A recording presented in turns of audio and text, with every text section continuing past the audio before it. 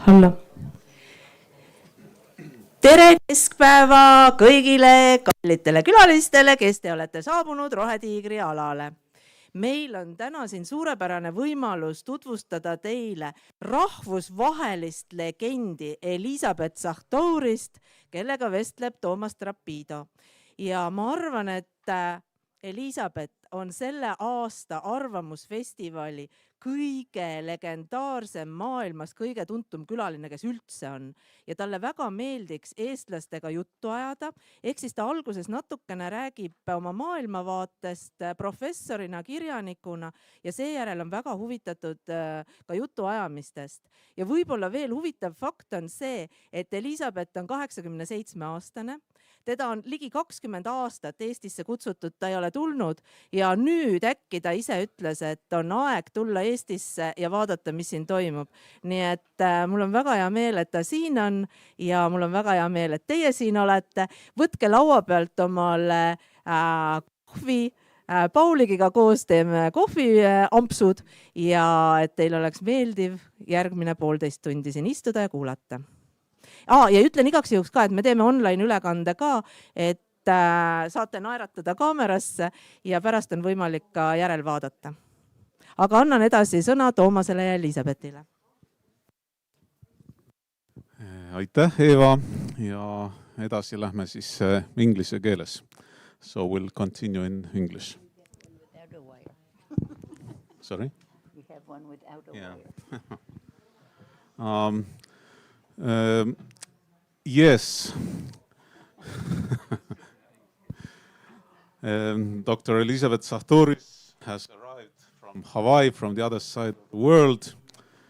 And, well, we are going to listen to her mostly. I will do just a short intro and ask some questions. And after Dr. Elisabet has spoken for a while, then you are all very welcome to ask questions, give your opinions, viewpoints, and have a dialogue.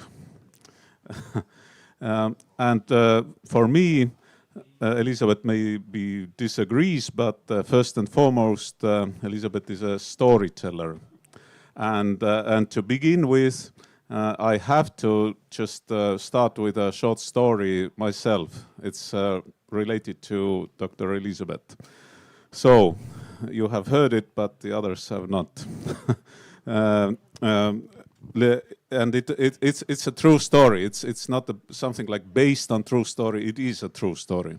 So, year 2000, Tartu, Toomemägi, nice July evening, and I am reading a book on a park bench there.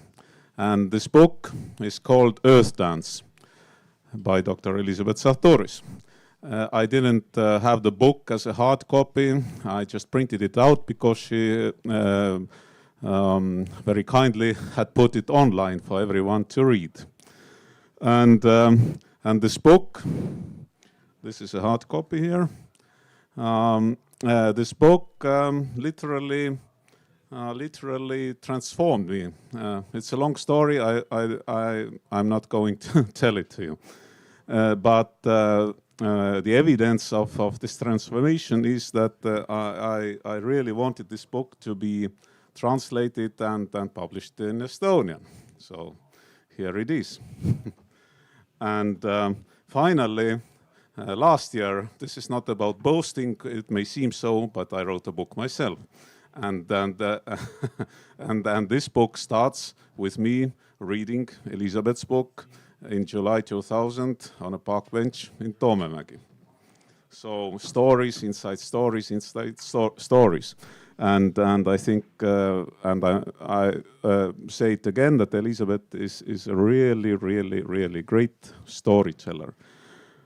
But which stories Elisabet is telling, this we are going to hear right away. So where to start from? Maybe you will tell a story about yourself. Mahalo. thank you in Hawaiian for having me here. Mahalo, thank you to these beautiful trees surrounding us here. I think your country is truly an emerald green country. Very, very beautiful. And it's lovely to be here out in that green, out in nature, to talk to an audience, because usually you have to do it indoors, as you know. I early wanted to know who are we human beings, and where did we come from? Where are we headed? At that time, I was a child with the mud of the Hudson River in New York State in America between my toes, that mud. Sometimes I think it's still there. And I was free to roam in nature as a child, no grown-ups watching. I wrote a poem once for Earth Day for children. Then I called the poem No Grown-Ups Watching, because I saw my own grandchildren supervised every time they tried to climb a tree or do something. And I thought I had learned some of the most important life lessons by climbing up high so you can see far, by walking on ice, thin ice, on a river. And I would say now we all need to be up high and see far. And we're all walking on thin ice now because we don't know whether we're going to even survive or not. So great lessons I learned as a child when I could take my mind up high to be with a woodpecker if I couldn't, a bird, if I couldn't climb that high. And no one had told me that you can't do that you can't move your consciousness around to other places in nature. And all of these things, later became important as I remembered that I learned them so early. Anyway, by the time I was in about 12 years old or 11 years old, I knew I wanted to be a biologist. I had a wonderful teacher in school who actually had a PhD in music, but taught biology and did it so well. But my parents decided I should be an artist, that I had talent. I always liked to draw animals and other things and paint. And because science was for boys, this was in the 1940s, and into early, I graduated high school in 1952. So I have a long trajectory, and I actually did become an evolution biologist, which is about studying the deep past of our lovely planet Earth, yes? 4 billion years of its life makes me a deep pastist in order to be a good futurist. And I was told that I'm only the second futurist to be coming to Estonia. And so a journalist who interviewed me online asked me how was I different from this other futurist. And I looked at what she talked about, and I said, well, I can add about 4 billion years of the past to. Because if you really know the past, then it's easier to get a sense of where can you go from here. I have been studying climate change, for instance, for 40 years.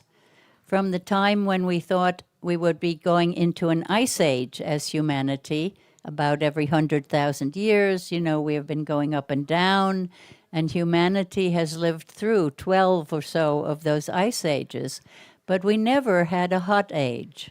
And back then, James Lovelock, the author of the Gaia hypothesis, which I think many of you know the word Gaia for the living earth, and Thomas, of course, has founded a Gaia school here in Tallinn. And anyway, this, where was I going with this? James Lovelock? Yes, and James Lovelock said to me, pray that we go into this ice age because humans have never faced a hot age. And a hot age is about the same number of degrees hotter than what we call normal as an ice age is colder. That's, 6 or 8 degrees Celsius difference up or down. But we've never experienced a hot age, and he said we may be pushing the Earth in that direction, in the opposite direction, instead of the ice age, that we will be going hotter.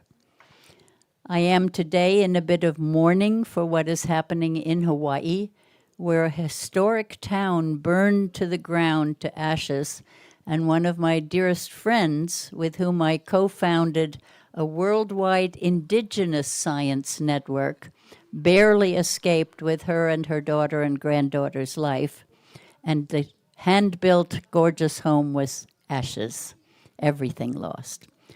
So this is what we are seeing more and more of these disasters all over the world. And this is the beginning of what we are facing as humanity. So I didn't, Thomas, talk yet about the deep past in biological terms, but maybe we will get there. Yeah, soon enough. Actually, all of you, I hope you know the famous lines by a famous Estonian poet that in English sounds something like who doesn't know the past lives without the future. Johan Liv. So these 4.5 billion years. The book Earth Dance, it has a subtitle, Living Systems in Evolution. So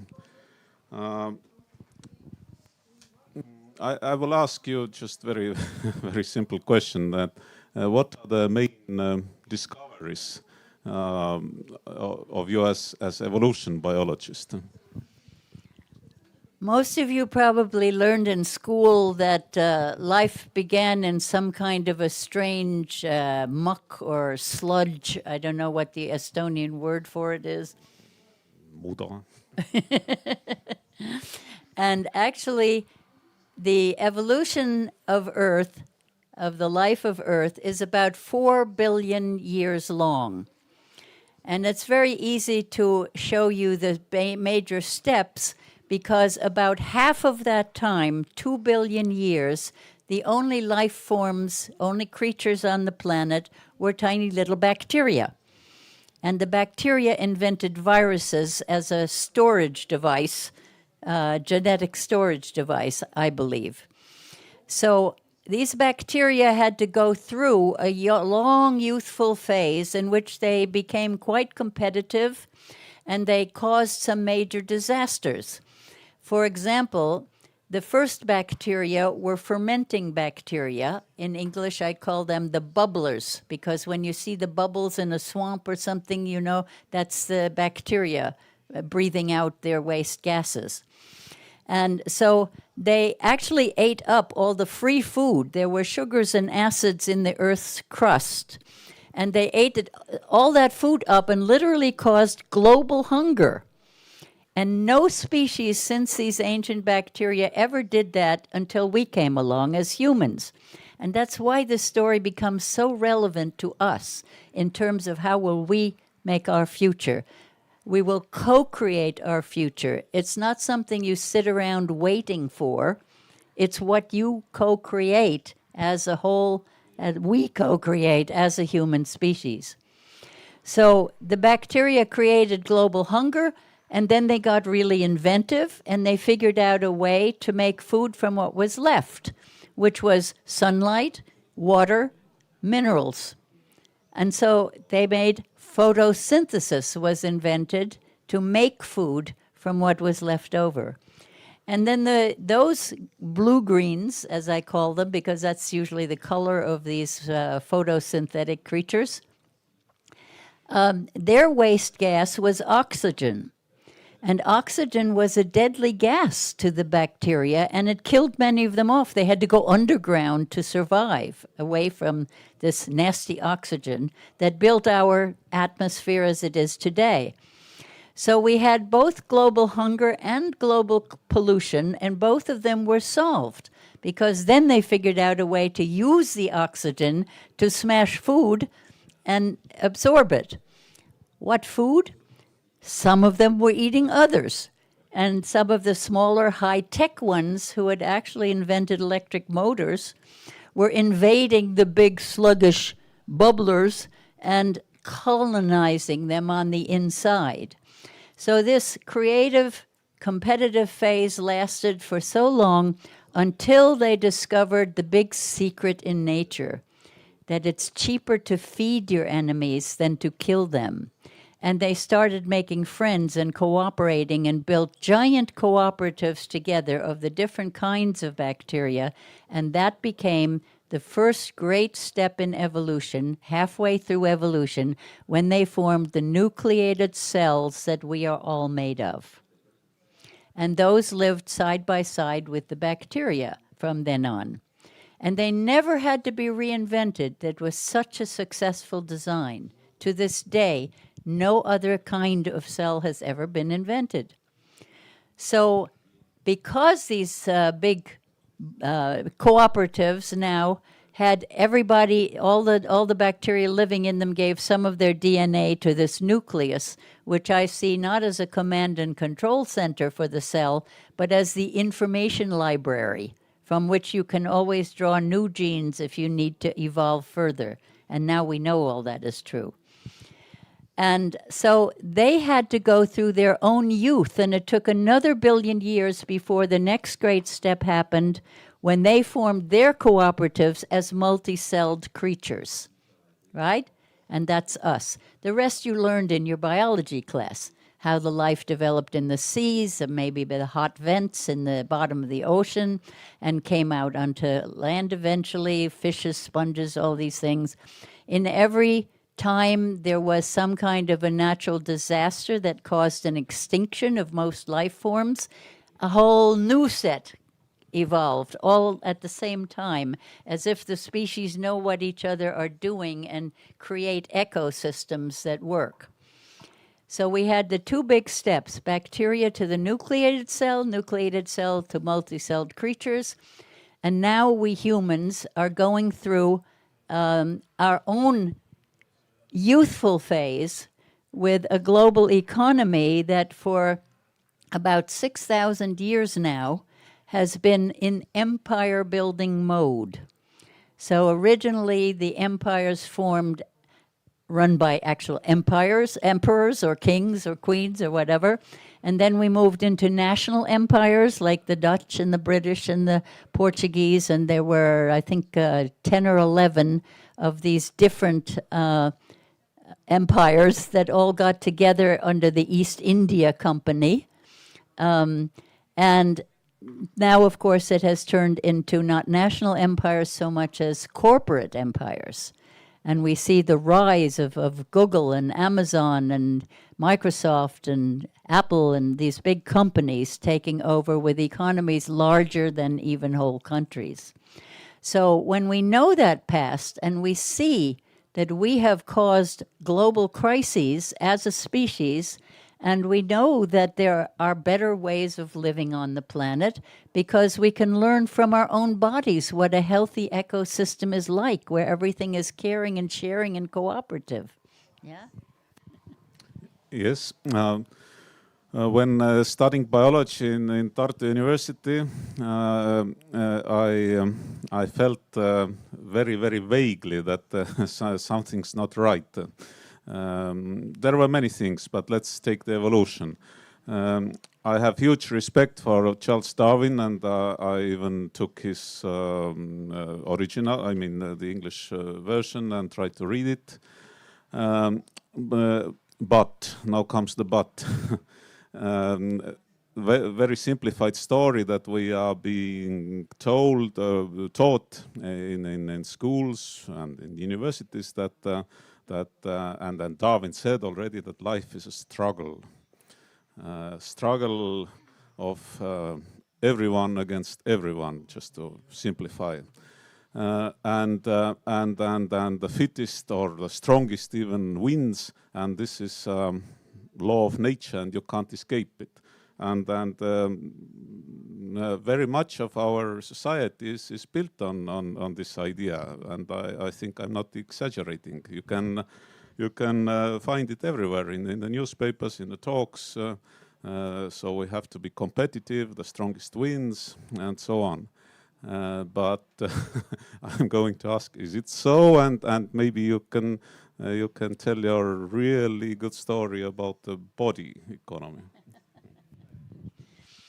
Yes, well, I was, of course, trained in Darwinian evolution, this dog-eat-dog world, as they called it. You don't see many dogs eating dogs, but as you said, the idea was that everything is in competition with everything else.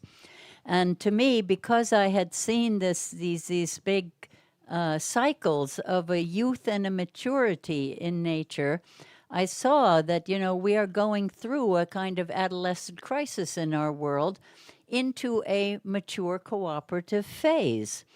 And that this empire building, always doing the same kind of top-down command and control, is something that's going to end.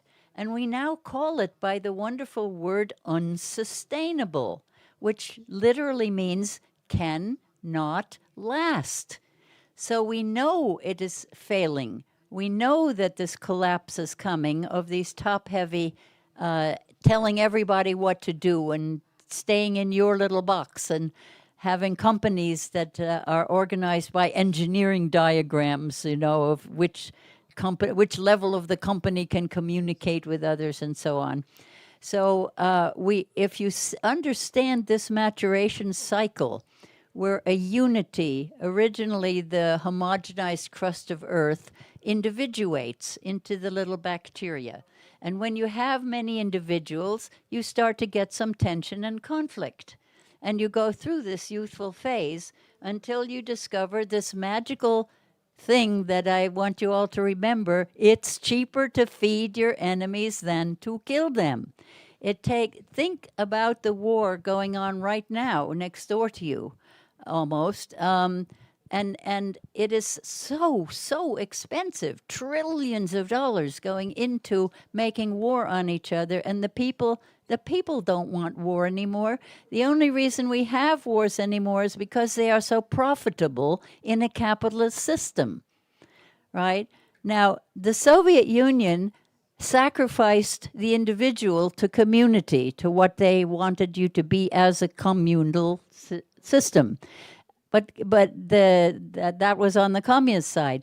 But the capitalist side sacrificed community to the individual and practiced individualism as taking it as far as it can go. It's about me getting on top. It's about me climbing the ladder in the corporation, me getting to the top and, elbowing other people out of the way.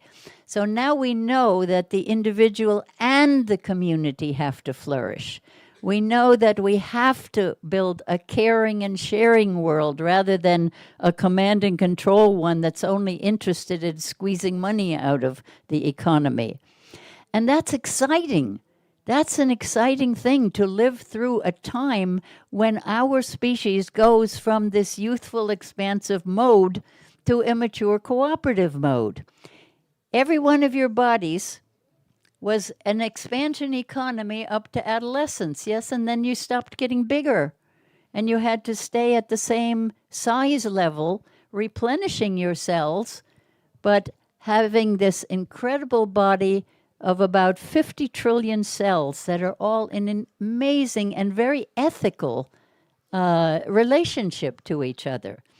If a part of your body is injured, the other organs or limbs don't complain about extra resources going to heal them, right? You know this from living in a family. If one person is sick or on drugs or whatever, and the family becomes unbalanced, you have to put the resources into healing that member of the family to make it balanced again, to make it healthy again.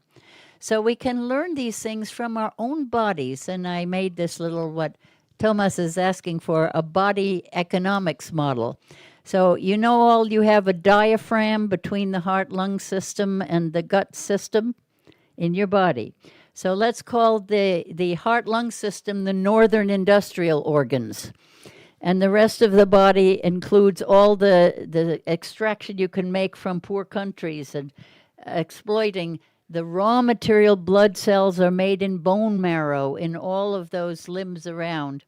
And they are swept up to this northern industrial organ place where you add oxygen from the lungs and you make this blood product. And then imagine the heart announcing the body price for blood today is so much. Who wants to buy? and you only send blood to those organs who can afford it.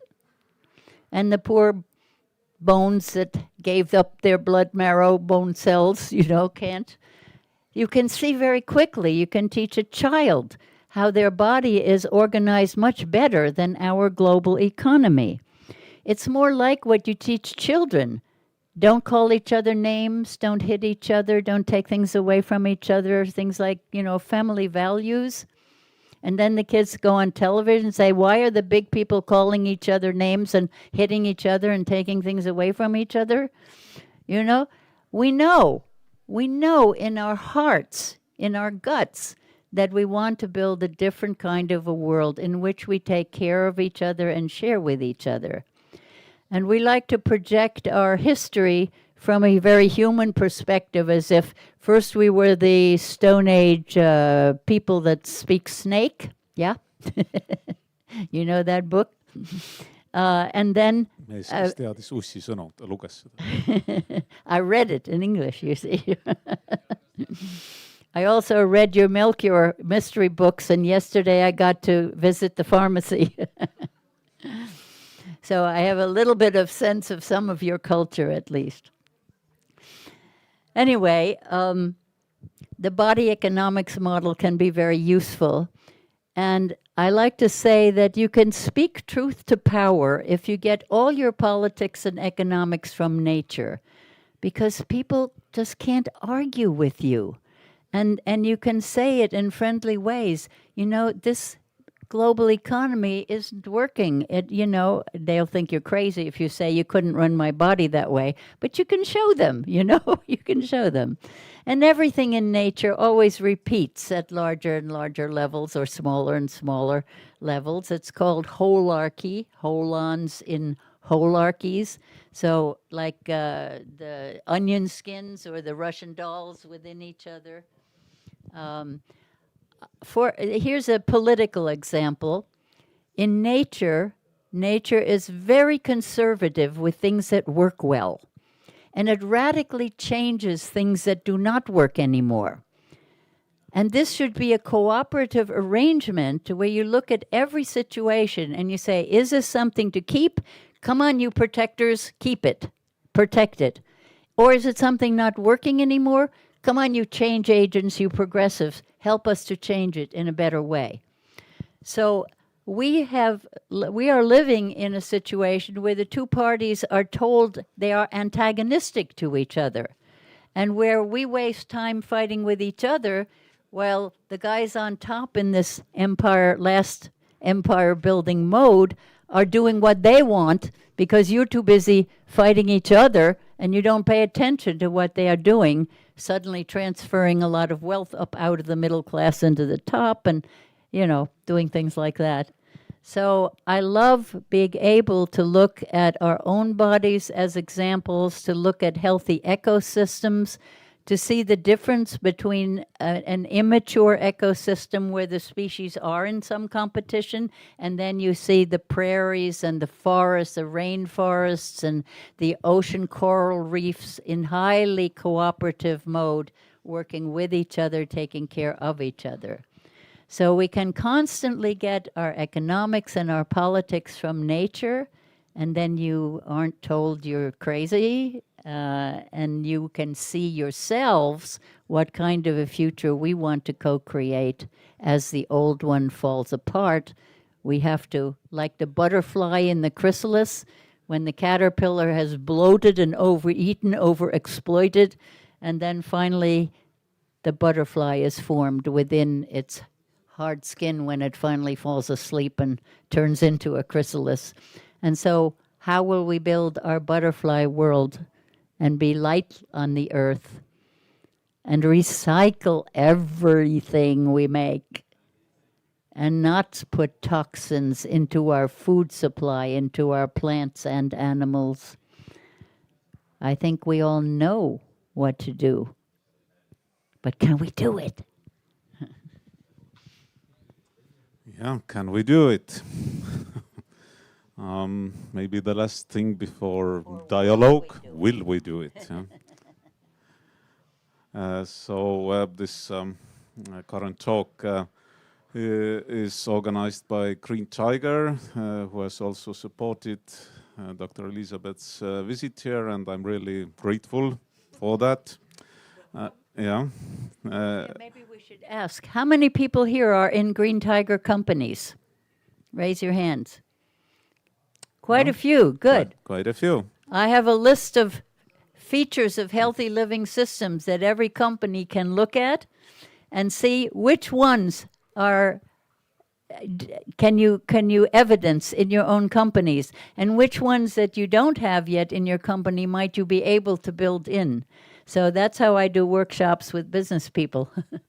Actually, I wanted to ask if, of course, you have hints and some advice to the companies who are really operating in a maybe kind of dog-eat-dog world, very competitive, but who want to transform themselves, to change towards greener, towards more socially just, more sustainable. So how can they do it? Yeah, one thing I would recommend is that you all look at a website called Ethical Markets, if you haven't seen it already. It was founded by my friend Hazel Henderson, who was a co-author of the first ways of measuring economies in well-being rather than in money flow. And it has been tracking the green business economy for many years. Hazel has passed away, but the website continues to function, and you can see actually a meter of how many trillions of dollars are now being made by the greener companies. And then, as I say, I would teach people how to take a company. If I asked the businessmen, draw me a rough sketch of your business, I knew that they would draw me something like an engineering diagram with the head of the company and the board at the top and the different levels of management, and then the workers and the cleaners and things in the company, and who can talk to who. One principle of healthy living systems is there must be communication among all parts. Not only the management can talk to the top, but the workers can't, and things like that.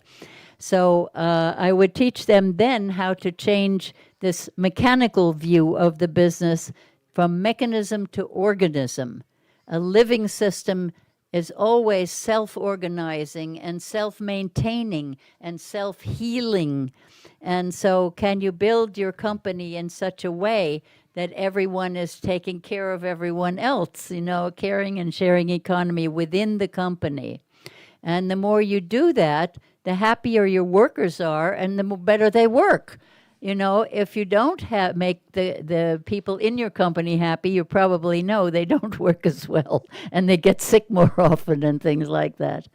So we will always have companies as cooperatives, as collectives who make different things in society and who produce the goods and the services and stuff.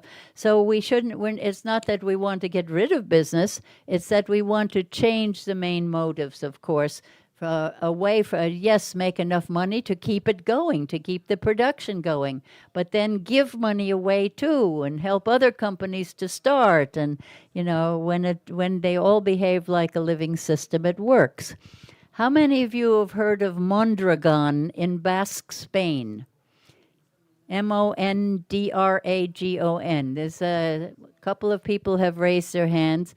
This is an urban cooperative that was started 40 or 50 years ago by a Catholic priest who went around to bars and other places that young people were hanging out in, coffee shops, whatever. And he said, what if we don't have a society that's either communist or capitalist, but is based on loving human relationships? Can we build a world like that? And he would get their ideas, and they would talk through it.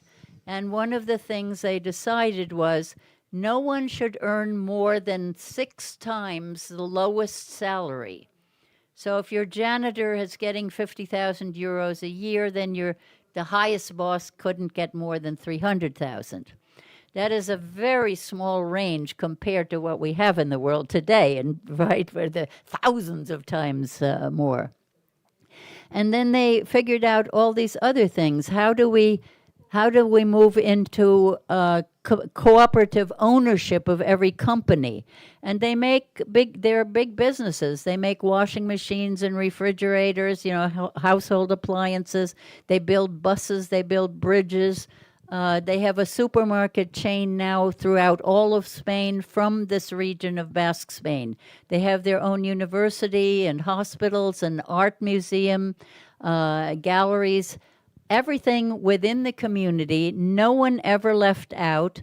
Part of your salary when you go into a company goes immediately into your share building in the company, so that all are equal owners and you cannot ever sell your shares to someone else. If you are laid off, they will retrain you for some other building. You will never fall through the cracks. There are no poor people in the whole of this region of Mondragon in Spain. Look it up, read about it. There are more rural cooperatives in Sri Lanka, the Sarvodaya movement.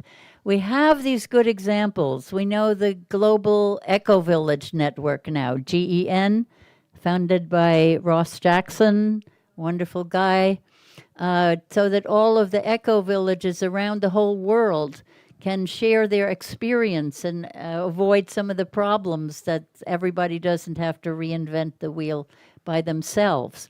This year, the award for all of the eco-villages went to one in Africa. It's really fun. It's a beautiful huts that they have built for each other, and they have put in a school, and they bus in children from outside the cooperative to come to their Gaia school, maybe, So it's fun to look at the examples. We're not starting from scratch. And in your own country, I'm sure you have many local farmers markets or ways of people to join together and build this caring, sharing economy. How many of you think that we really have a climate disaster upon us now? Raise your hands if you think it's serious. Sensitive question. Okay, then we have to take that into account. You know the concept of scenario building that came from Shell Oil, and a wonderful friend of mine, Betty Sue Flowers, was asked to predict the future from data that had been collected by 50 employees of Shell that had gone all over the world to ask field hands to presidents, what is the future going to be? And then they dumped all that data on her and said, tell us what the future will be. This was in the 1990s. And she said to them, the future is co-created. It's not something we can predict now because we are going to co-create it. What I can show you is what might happen if you do business as usual and ignore these changes on the planet. And what might happen if you make this kind of change? And what might happen if this, she gave the alternatives to show how different the future will be depending on how we create it together. So we have the right, the freedom to create our own future together, and we have the responsibility. That's what a big brain explosion was in evolution. It gave us the freedom from being knowing from inside how to govern ourselves, how to organize ourselves, this freedom of choice. Wide open, but it comes with this incredible responsibility to do it well. And we have to move into the mature phase. We have to figure out how to do it together. What green technology can we actually make work in the future without exploiting each other unfairly, without having children mining rare earth metals in companies far away from us, without killing the oceans and the ecosystems. It's a huge challenge, but it's because we are a truly communal species who really are capable of cooperating. Why does nobody talk about the fact that we live by the millions in cities and cooperate all day long? Don't you stop at traffic lights? Yeah, and you pay at the supermarket, and you don't hit each other on the sidewalk when you don't even know each other? We are a cooperative species, but we're told the Darwinian story that it's all competition. So we literally don't notice how cooperative we are all day long already. And that's what we have to build on in the healthy ways. I'm talking too much. Yeah, soon, very soon. Isn't it interesting that Estonia, before the Second World War, was really a flagship of cooperation, of cooperative businesses in Europe. Now, that's a true fact. Estonia and Denmark, and maybe some other country, but the cooperatives were very widespread now in Estonia, ühistud, and then they were everywhere. And then 50 years of extreme communism kind of put a very bad label on that. So we are slowly learning here in Estonia, it's my view, to cooperate again. And this Mondragon, I just wanted to mention that it may sound to some of you like a fairy tale of faraway Basque country, but it's not. I have met some people who have come over to talk about their cooperative, this Mondragon, and I hope I'm right. Maybe I'm not. You can correct me, but these very buses, these green kind of buses that are driving on streets of Tallinn and maybe somewhere else with a brand name Irizar. They are produced by the same Mondragon company. So they are doing the bus country cooperative, making buses, and we are buying them. And they have their own banks. Yeah. So there is really something to it. But now, time for dialogue. Of course, and time for coffee. Võtke kohvi, palun. Kohvi on seal. You will help, yeah? Okay. So Kaimai will help with the mic. Please raise your hand. Yeah. Hello. It's nice to see you in here. There are one other futurist, Michio Kaku. Maybe you know him. But he said that we are standing in next industrial revolution, and the main thing in this revolution is nanotechnology, biotechnology, and artificial intelligence. About biotechnology, nowadays we already have tools how to manipulate the DNA, for example, CRISPR, and we already have bacteria which can, let's say, eat carbon dioxide, CO2, and build biological material, alcohol or different other materials. And so my question is, if we have so powerful tools, and they are already available to us, then do we need this green revolution at all? So we can make the earth as we like, without any green revolution. Mm-hmm. We can remove the carbon dioxide from atmosphere if we want. Thanks. Just one thing more. Maybe please do tell us your name, and if you want a couple of words. My name is Anto Animägi, and I'm completely different field. I have learned machine building, and I'm engineer in one company. Okay, thanks. Is there a basic question in there? Well, you can tell me if I rephrase it wrongly, but he was asking about whether we have very powerful technological tools to change the world, and so maybe this is enough. Well, we have to decide how to use our technology responsibly, obviously, and where it is destructive, where it is useful. We're currently in this whole thing about AI, artificial intelligence, and how many people have tried a chatbot? Hands up. Okay, quite a few of you have tried a chatbot. Please don't anybody ask your chatbots to write something in my voice, because I would rather not call attention to my work and then have it distorted. But now they're finding that the chatbots are making things up or deceiving and things like that. So it's a kind of a mess at the moment, trying to decide what to do with this new technology. Yes, we can alter DNA. We can build maybe designer babies and all these things. But are these things that we want to take into the future? We have to talk to each other about technology. Do we want to keep supporting technologies that are not recycling? Or should we be, as Paul Hawkins suggested, that big companies should only be allowed to lease cars or refrigerators or whatever, so that they have to take them back when they don't work anymore? And if you did that, those companies would very quickly learn how to recycle things.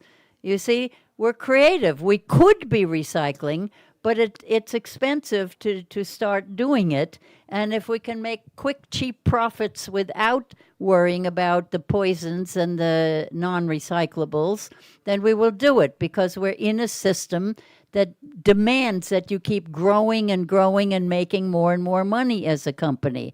So we have to shift the values dramatically. We have to look at every one of our technologies and see two things. One, is it possible to take it into the future? Do we even know how to make a light bulb if everything is suddenly flooded out and or burned up or what, and we had to live from nature?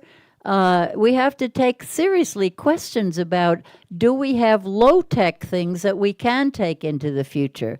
There are also wonderful examples of people who have built amazing, amazing projects without money and without having any tools or technological equipment to get them done. You can Google Red Flag Canal in China and see such a case of young people making their own tools from smelting iron out of dry red earth and braiding their ropes from dry grasses, and actually building aqueducts and blasting tunnels through mountains 70 kilometers to bring a river to a dried up, a burnt out valley in China.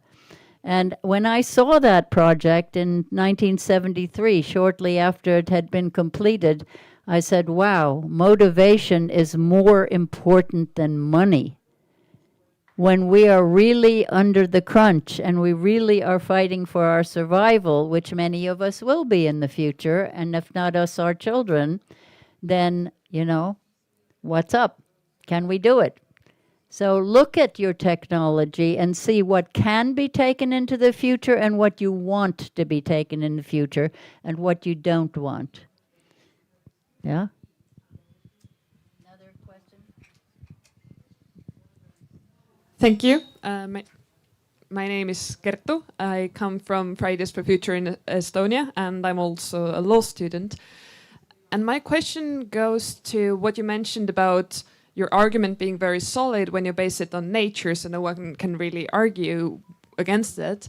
And this really intrigues me, because in my experience, I've noticed a lot that when you base your argument on science and nature, and you say, this is the fact, and we have to own it and see how we work with it, then often people come and talk to you about how you have to find balance with economics and other things. And, maybe we could find a compromise. Maybe we could tell these birds that they take up a little less space, but still don't go extinct.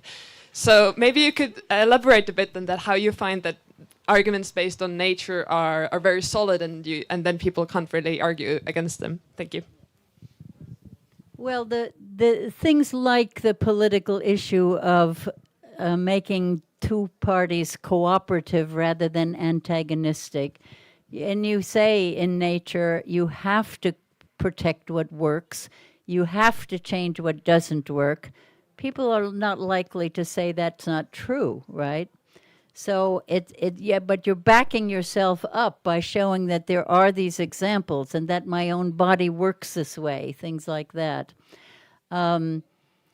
Science I distinguish between Western science, which is hugely good at technological things, and the other sciences in the world which are good at other things. And I've run several international symposia in which you look at what is the foundational story of each science. Because science is about research, right? It's about making hypotheses and testing them, doing experiments. That's what science is. But how do you make a hypothesis about how a universe works if you have no idea what a universe is? You have to have a story underneath your science. And the different sciences in the world have different stories. We learned that when the quantum physicists broke through the world of matter into this strange field that seemed to somehow be conscious. And they had to turn to India's Vedic science to explain their own findings because their science, Western science, the standard model of physics, the Michio Kaku people, were unable to explain these things. So I use a model of a keyboard of vibrations because both quantum science and standard physics seem to agree somehow the universe is made of vibrations. So think of an endless keyboard and put matter in the low keys and then electromagnetic energy, which was considered woo-woo until we could measure it, right, became part of science. And then you go up and it's less and less material until it becomes mind, spirit, consciousness, things of that kind. The Eastern Vedic science starts with the assumption, the story, that everything is formed out of a basic field of cosmic consciousness. And that as you slow the vibrations down, you come to this energy and then to matter in the low keys. They can derive the whole keyboard of what the universe is, what you are as a body, energy, mind, entity. And Western science gets stuck halfway up the keyboard because they have defined reality as what's measurable, meaning with physical instruments. And so they can now measure parts of electromagnetic energy, and Einstein showed with E equals mc squared that you can transpose the music from energy to matter to, it's the same thing, right? But it's a different density or frequency. And then they get stuck because their physical instruments can't measure mind and things like that. Has anybody ever seen a UFO in the sky? Now called UAPs, a few of you have. They can disappear. How do they do that? I believe that they're technologically advanced enough so that they can move from the physical to the non-physical and back. When they're in the physical, we can shoot them down. When they go up into the non-physical, we can't see them anymore, and they can't shoot. We can't shoot them, right? It's fun when once you have this keyboard model, you can not only have fun with playing about how do UFOs work, but you also see many people talking in our culture now about we must integrate science and spirituality. Yes, have any of you ever heard that? We must learn how to integrate science and spirituality. If you show them in the keyboard, you ask, why did we take them apart? Obviously, they're part of our experience, part of our universe. Why does science ignore the fact that you are always in now and that all your experience is coming through your consciousness? Western science, the kind you get PhDs in the world, ignores things like that completely. They have no answers. So they say, oh, it's not real, right? Your mind isn't real. Your dreams aren't real. So it's interesting to see that you can have two completely opposite views. From the Vedic perspective, it's consciousness that creates matter. From the Western perspective, it's matter that creates consciousness, right? Opposite views from opposite ends of the same keyboard. That's my view of things.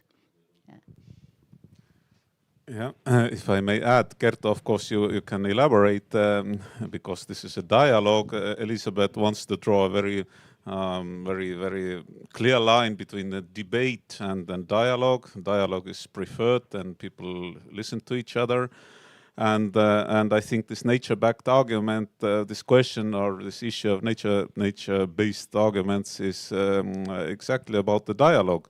When people don't want to listen to each other, then they won't. Just you can pull up any argument. You can refer to Einstein or whoever, and the person who stands in front of you just doesn't take it. So I would say that the only very simple thing is dialogue, that let's listen to each other. Yeah. Tere, minu nimi on Kulno. For English, actually my name is Cool No, so I'm really cold and negative person. And thank you, Elisabet, coming physically to Estonia, probably escaping the storms and fires at home. We know that today. But my questions are coming to you later in Hundiallika. Here, I want to turn actually to the audience, but thank you for bringing up the light balls and low-tech and motivation. So I tried to do some exercise with us very quick now in Estonian. Sorry, Thomas can translate you. Rahvas, mis te arvate, eelmine aasta juba ma panin tähele, et kas te näete laval inimesi ilma, et need tuled põleks? Kas te näete, et need tuled põlevad üldse? Et äkki teeks sellise, ma ei tea, kas on vaja hääletust või teeks ettepaneku, et kustutame need tuled siin ära ja kuna me oleme koostööalal, eks ju, siis teeme üleskutse kõikidele lavadele see asi läbi teha. Eelmine kord ma sain sõimatu, kui ma ise tõmbasin välja, nii et ma seekord on natuke teistmoodi. Et kustutame need tuled ära ja Arvamusfestivali juhtidele võiks öelda ka, et pole vaja põletada, et teeme väikse sammu, vähendame kasumit elektrifirmadel.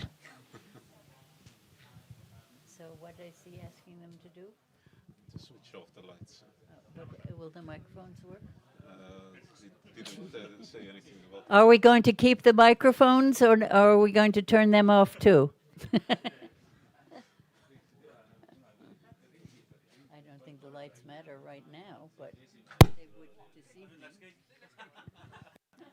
212. Okay, now we are in a low-tech world. Off-grid. 1-2.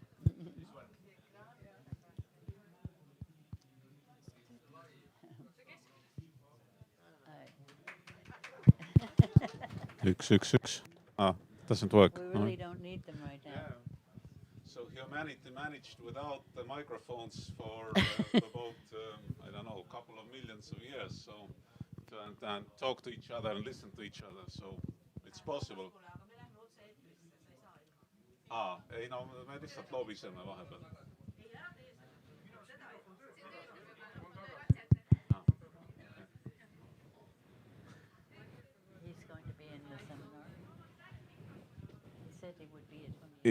Ja mida ma peaks rääkima? Tarka. Oota, kas me saame nüüd edasi minna või? Aha, et paanika on läbi. Yeah, please. Sorry?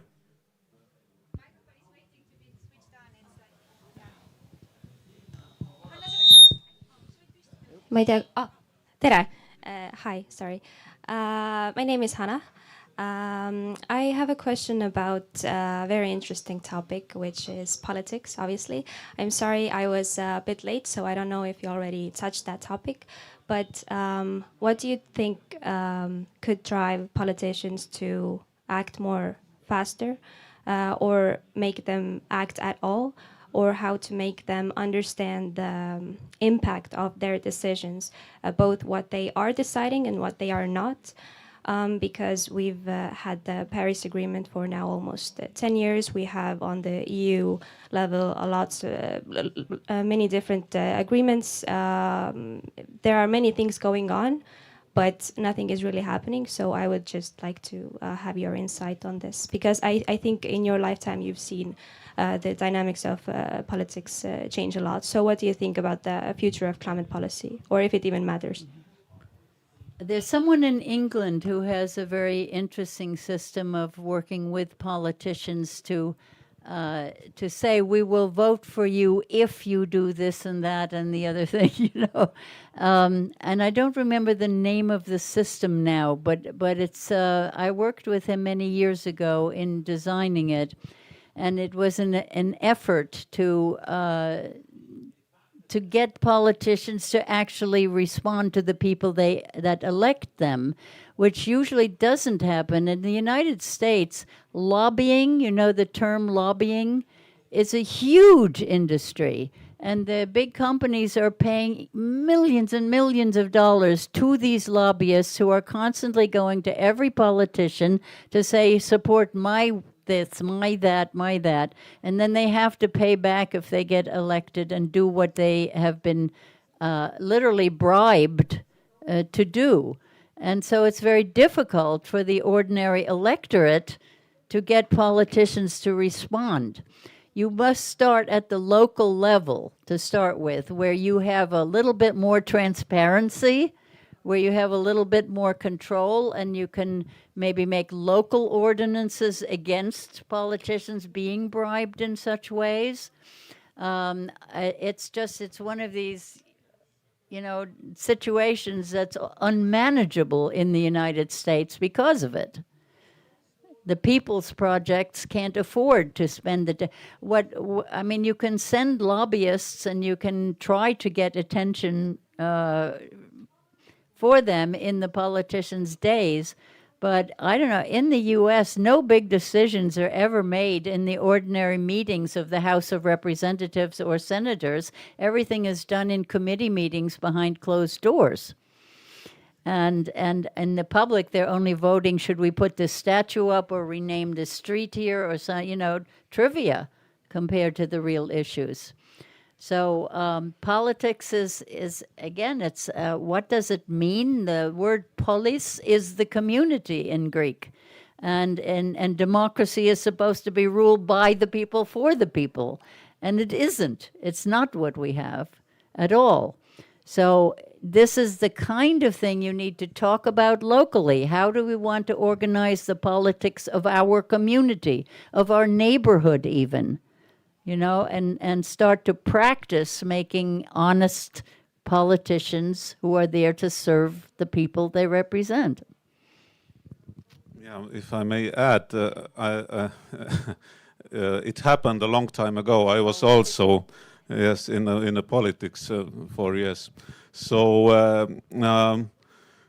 I think telling stories is actually very important because these ideas, they cannot be applied very kind of practically, directly, fast, I think. But telling sort of a bit maybe weird, outlandish stories is something that makes people think. For example, this metaphor of the body. If we saw Estonia as a living organism, a living body, so it would be absurd that I don't know, that the liver says that we are now the ruling party and everybody else has to obey. No, this is just absurd. So what if to see ourselves more like an organism, really? And that I don't know, I don't have the answers, but this is just the first step. Or maybe you have your own ideas, I think.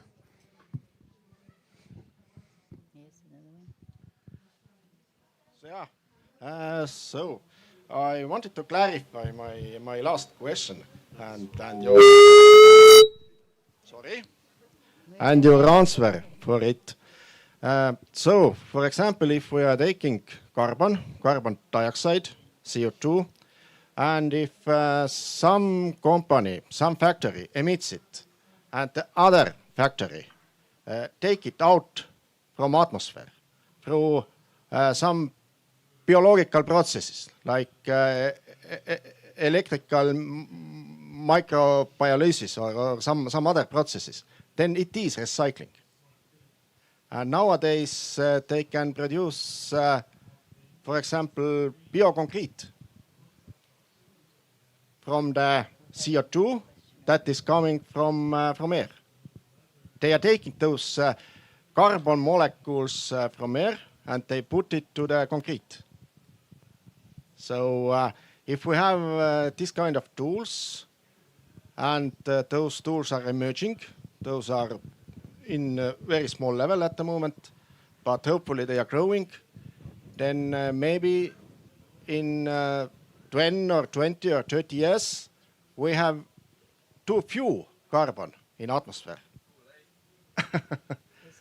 So that was basically my question. What do you think about it? That some companies are drawing carbon dioxide from the air, making bioconcrete, things like that. That after some years, maybe we have will have a carbon dioxide deficiency in the atmosphere. Well, I think we are seeing a trajectory now that is showing us that there is a hockey stick curve in the problems we are facing, that they are going to increase rather than decrease.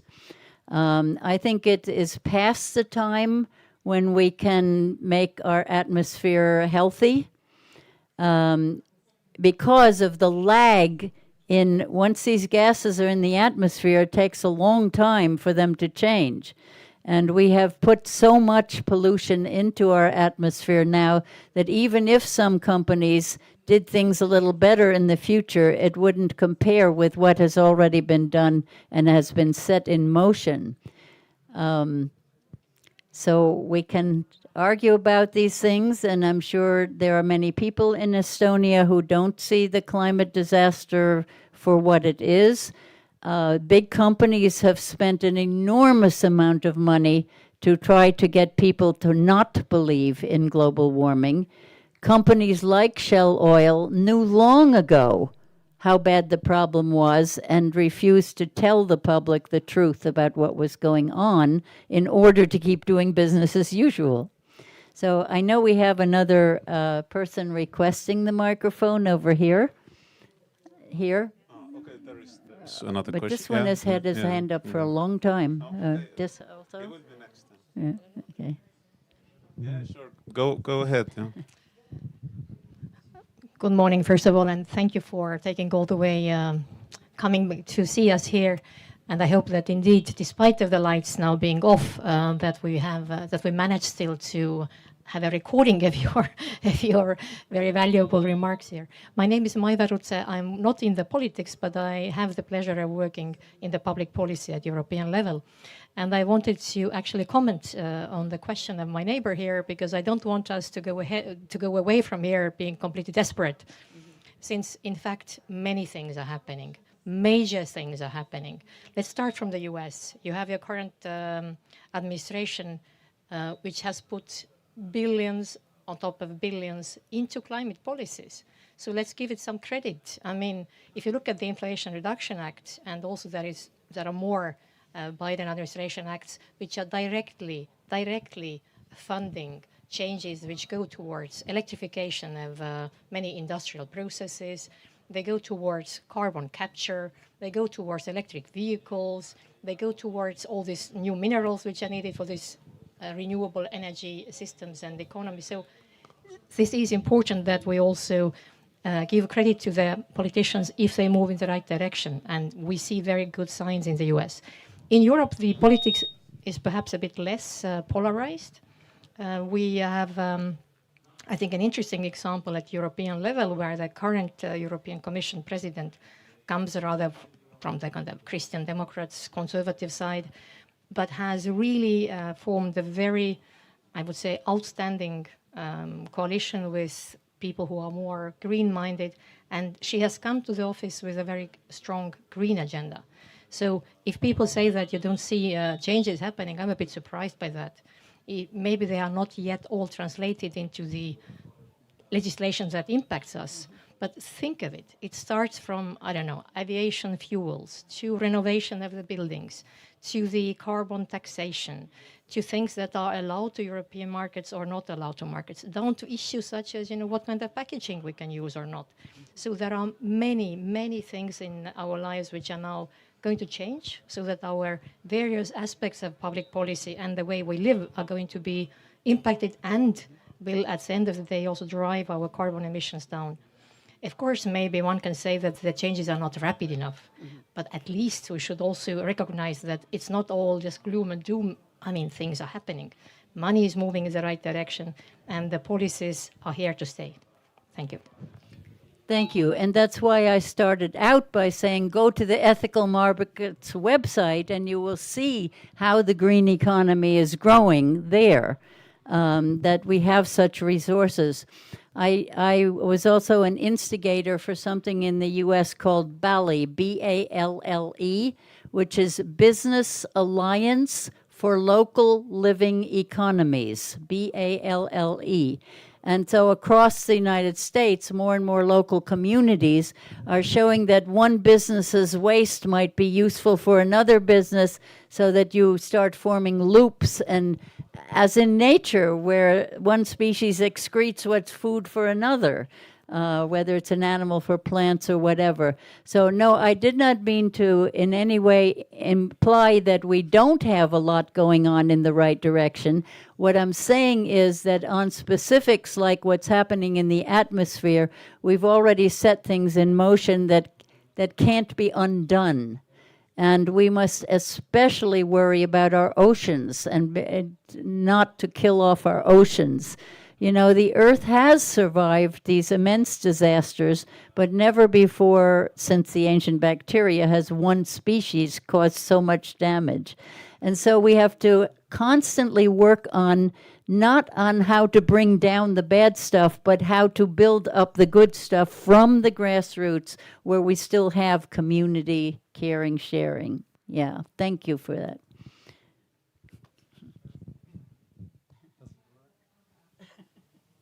Can you? Yes, it works. Great. Thanks a lot for your presentation and our dialogue here. And on one hand, I understand very well. It's good to end such a discussion on a positive note. At the same time, I am personally very puzzled. I mean, we can applaud the fact that we switch the light off and feel good about it. At the same time, like, we are faced with so many, like, let's say, moral dilemmas. Personally, we have our iPhones with materials that are like harming the society. This question about electric cars, it's great, but there was research done that the size of the cars is only growing. We were driving around with electric SUVs. Many years ago, I fell in love with a girl from Estonia. I am originally from the Netherlands. If I look at my carbon footprint flying between these two countries, I feel horrible. And I still try to reuse my waste to maybe feel myself better. So my question would be, like, does it sometimes feel that for us personally, we want to do good, but we are kind of stuck in a system? If there were no planes, I maybe wouldn't travel between the Netherlands and Estonia that much. I wouldn't harm, but I do. It's comfortable, or I want to see my family and my friends. It's the system that we are also kind of stuck in. Is there hope? Any hope there? What do you think? Can we what? Is there any hope there? Like, we can say, of course, every small change changes the system, but as I said, this is the end of 6,000 years of empire building. It is unsustainable. It cannot last. We know that. And so the challenge is, how do we build a clean green economy that has clean green technologies that are recyclable from the bottom up? That's the challenge for the future. We are a creative species. I have no doubt that we could build such a world. Unfortunately, I think the climate disaster is such that there will be a dramatic reduction in the human population. But some will get through. And I like to say to audiences, be those who get through. be the ones who are building a green, clean economy from the bottom up so that you and your children, your grandchildren, your great-grandchildren will be able to get through this bottleneck that we are facing. Just now in Maui, people died. They died trying to escape a fire in their cars.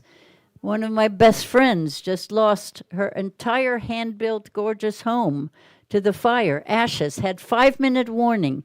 The police were completely disorganized. It was chaos. It was Armageddon. An entire historic town gone in ashes in a few hours, right? These things are going to happen more and more. Every year we will see the records broken because you have set a planet in motion. That's a big thing, and it doesn't just stop and change overnight. So we are facing the greatest challenge humans have ever faced, and we have already many examples of how to do things right. Find those examples, look at them, teach them to each other, have these conversations, build this new world. The more you build the butterfly, the better you are off in the future for you and your family and friends, yeah? So focus on building the butterfly. Raise your consciousness up to see this human drama, and don't waste your energy judging, oh, that's the bad guy, this is what's going wrong. But look for the swirls, the eddies, look for where things are going in the right direction, and join that force. Whether you like to bake bread or babysit or fix computers or run election campaigns for politicians, whatever makes your heart sing, find the others who are doing it in the good new ways, join them, and that will keep your optimism up. To know that you have other people working with you, that we are in community, whether it's a global community we can still talk to on those cell phones, or whether best local community so that you in Estonia can face it. You may be flooded out in 50 years, maybe in 30 years. Are you thinking about it? What happens then? I told people in Holland years ago, you know, you had a Dutch empire and all the Indonesians moved into the Netherlands. Now maybe you will have to go to the Indonesian mountains to live. Jakarta is the first city that has recognized that it's bad to be at sea level. What are they doing? They're taking up the habitat of animals in the jungle elsewhere, high up, and building a new capital, and they will not take their poor people with them. Only the people who can afford to go will be able to go to the new location. How do we take care of all of us? I see many schemes where guys want to be the umbrella organization for organizing the whole new world. And we're in 61 countries.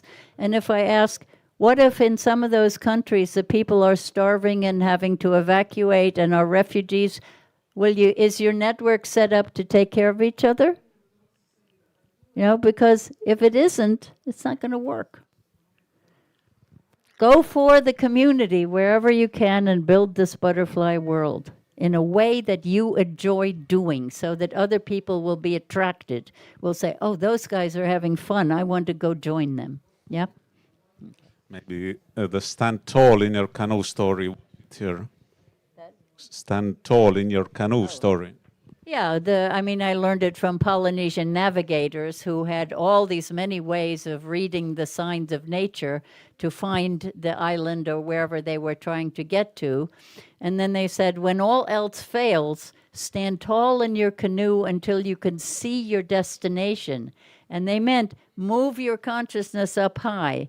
As I said, you know, during a dull lecture, who hasn't been playing on a Hawaiian beach or something, yeah? You can move your consciousness.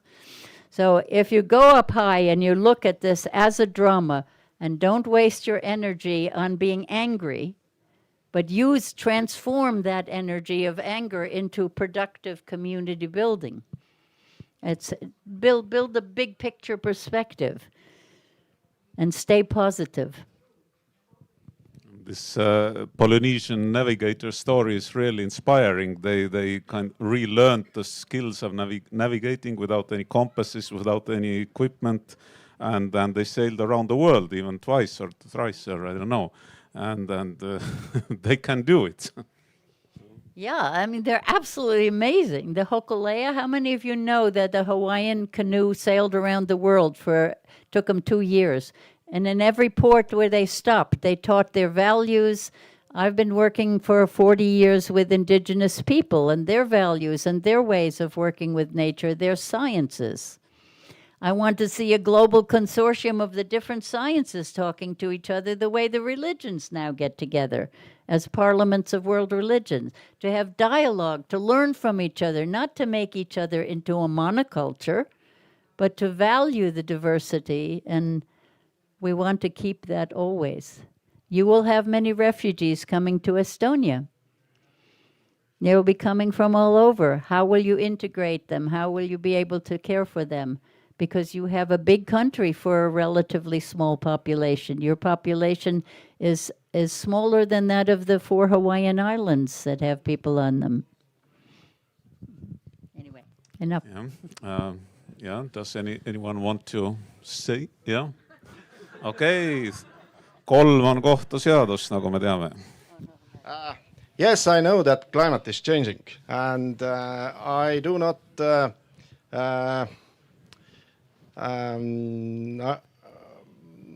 I do not say no about it, but the question is that we are able to change it. We are able to roll it back when we have tools. Why no? Why no? Because at the moment those tools are emerging tools. They are at a very, very low level at the moment. But if those tools are developing more and those processes are more effective than they are nowadays, there are thousands of scientists who are working with such ideas. Then we are able to quite quickly remove the excess carbon from atmosphere, because there are only 300 billion tons of carbon approximately.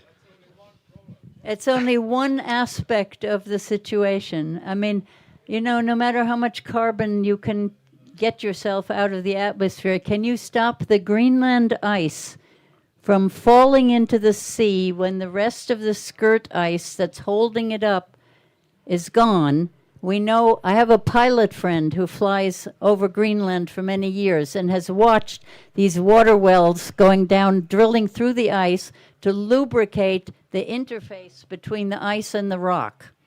And when the first part actually slides into the sea, nothing can stop all the higher ice from going with it like dominoes. That will create tsunamis that will affect you here in the Baltic Sea. Yeah? Okay? You cannot stop that with your scientists burying more carbon. There are so many factors involved in the whole hydrological cycle on the planet. Right now, the polar vortex that's supposed to be spinning neatly like this and controlling the wind belts that separate the warm equatorial air from the cold Arctic air, these wind belts now have become so weak that they're flopping, and that's why you flop it down, you get cold Arctic air in Florida. And when the other part of the flop is sending equatorial heat up to northern countries that have never been so hot. And they're staying in place for more and more time. One city having over 40-degree temperatures for over a month at a time now. You see, none of the carbon burial is going to affect these big weather, these big planetary wind belt events. So it's good, yes, because you want to go into the future with cleaner air, right? You want companies not to pollute. That's important work. I'm not denying that that's important work. I'm saying there's a very big picture going on here, and it's too late to stop some of these things from happening, so we have to work with them. We have to work with nature, and stop thinking we can control, all of nature. We need a little humility in this situation, and then be proud of ourselves for our creativity in working with these changes that we have set in motion. Yeah, I just want to mention that's what I cannot say that's why, but I think That's why the book is called Earth Dance or Gaia's Dance. It's a dance. It's not a command and control. Yeah, yeah. Please, Argo.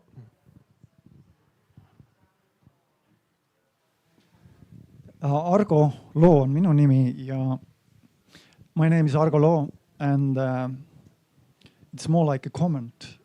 It's I think that we have to understand clearly that the solution is inside us, not outside.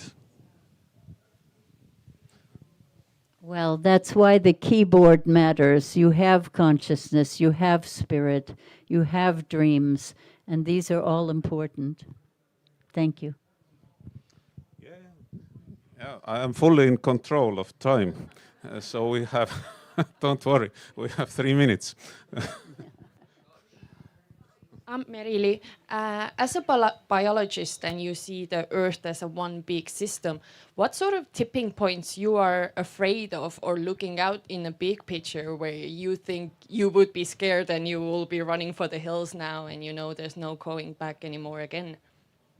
What are the tipping points? Or like what tipping points are you, like you refer to, you know, Greenland and all of the ice shelves going off and all the tsunamis and what it triggers, all of it. What are those specific tipping points you as a biologist right now are looking out for and are like scared of?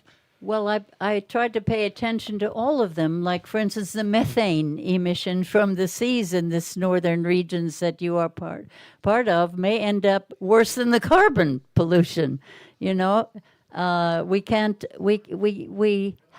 best we can do is to pay attention to them so that we can work with the planet as much as possible.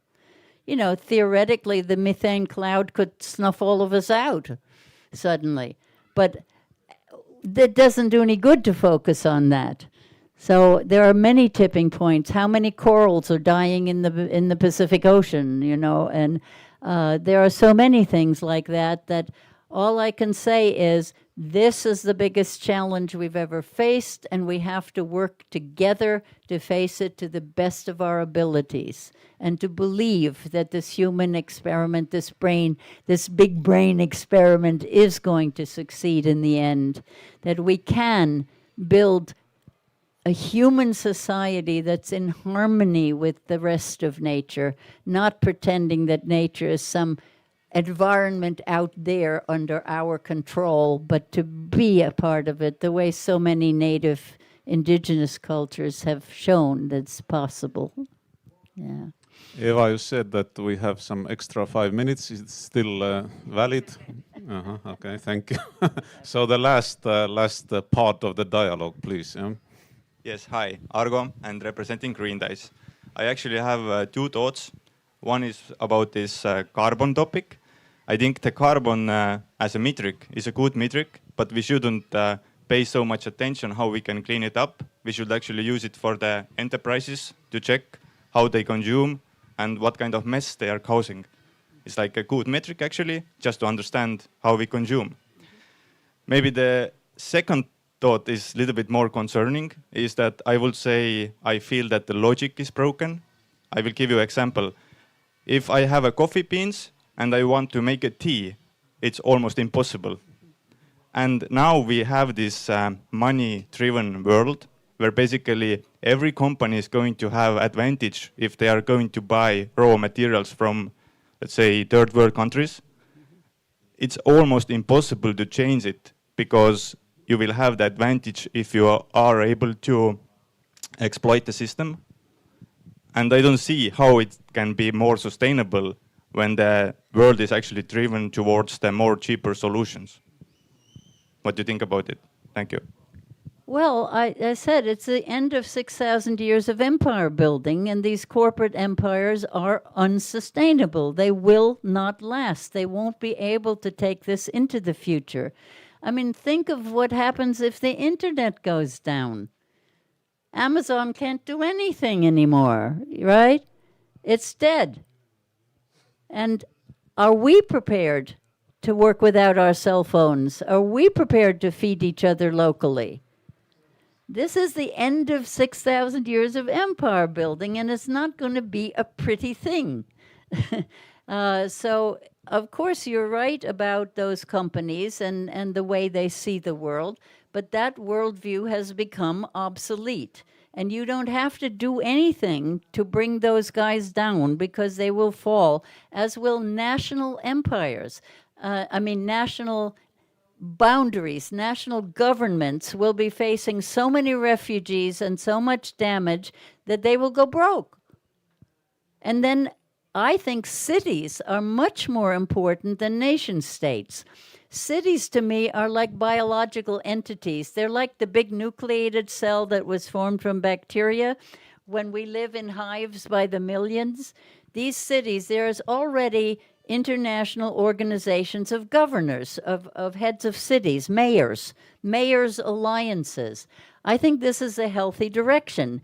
That because, for one thing, cities don't have armies anymore. They did way in the past, but we don't make war from cities. We make wars from nations, right? So it's okay with me if the nation states, for one thing, we scratched artificial boundaries on the earth to make nation states, often cutting through the middle of cultures and causing all kinds of problems, especially in the Middle East, where big nations, strong nations, got to make the lines and say this is Jordan and this is Israel and this is, this kind of thing.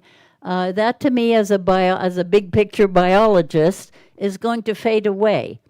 And so, but the hives, the fact that we are a social species, we will always be living in hives. Maybe they will have to be smaller. 13 of the largest cities in the world are at sea level. Only Jakarta is recognizing that it should move.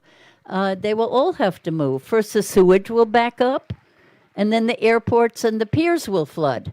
And then where does your import come from?